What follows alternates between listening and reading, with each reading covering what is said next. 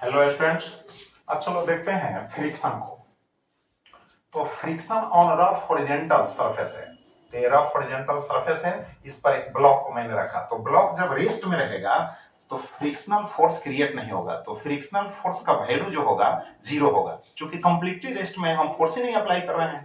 तो देखो, जब इस पर फोर्स अप्लाई करते हैं, ठीक है, तो जो ही फोर्स हम अप्लाई करते हैं तो फ्रिक्शन अपोजिट डायरेक्शन में दोनों कांटेक्ट सरफेसेस के बीच अपोजिट डायरेक्शन में क्रिएट हो जाता है।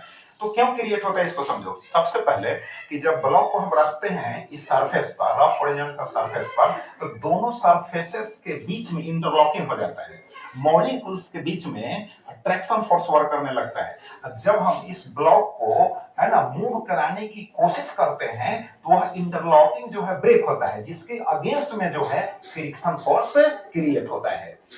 तो देखो, जब हम फोर्स लगाते हैं, सपोज करो 2 न्यूटन फोर्स अप्लाई किए, तो यहाँ फ्रिक्शनल फोर्स जो होगा वो भी 2 न्यूटन क्रिएट होगा। फिर हम 4 न्यूटन करेंगे, फिर भी यह ब्लॉक रेस्ट में ही है, तो वह फ्रिक्शनल फोर्स जो होगा उस केस में 4 न्यूटन ही होगा।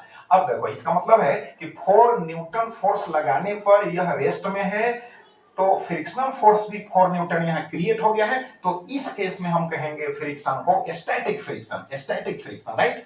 अब हम 4 न्यूटन से थोड़ा सा फोर्स अप्लाई बढ़ाते हैं, इंक्रीज करते हैं, तो अब यह ब्लॉक जो है स्लाइड करने की पोजीशन में आ जाता है। जस्ट टू स्लाइड, स्लाइड करता नहीं है, आगे बढ़ता नहीं है, लेकिन लगता है कि अब स्लाइड कर जाएगा। तो उस केस में जो अप्लाइड फोर्स होगा वह फ्रिक्शनल फोर्स के तो इक्वल होगा, यानी फ्रिक्शनल फोर्स अप्लाइड फोर्स के बराबर होगा। तो उस फ्रिक्शन को हम कहेंगे लिमिटिंग फ्रिक्शन, यानी स्टैटिक फ्रिक्शन का जो मैक्सिमम वैल्यू होगा, बात समझ गए, वो लिमिटिंग फ्रिक्शन हो गया, right.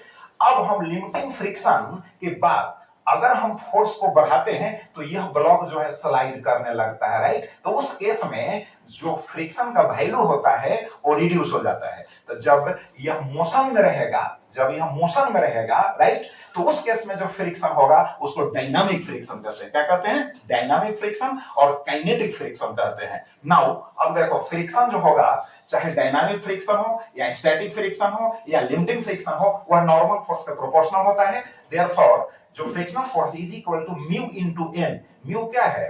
Mu is equal to F upon N, is called friction coefficient कहलाता है, घर्षण गुणांक कहलाता है। और यह जो है, जो कांटेक्ट सरफेस है उसके एरिया पर निर्भर नहीं करता है। आप सपोज करते हैं कि अगर हम किसी ब्लॉक को ऐसे रख रहे हैं, रेक्टेंगुलर है, तो ऐसे रख रहे हैं, फिर ऐसे रख रहे हैं, तो एरिया अगर इंक्रीज करता है, एरिया डिक्रीज करता है, तो उस पर डिपेंडेंट नहीं है, बल्कि वह कांटेक्ट सरफेस के नेचर पर डिपेंड करता है। यह ब्लॉक वुडन है या मेटालिक है, उसके नेचर पर डिपेंड करता है, right. Thank you very much. अब इसको रिवाइज करो।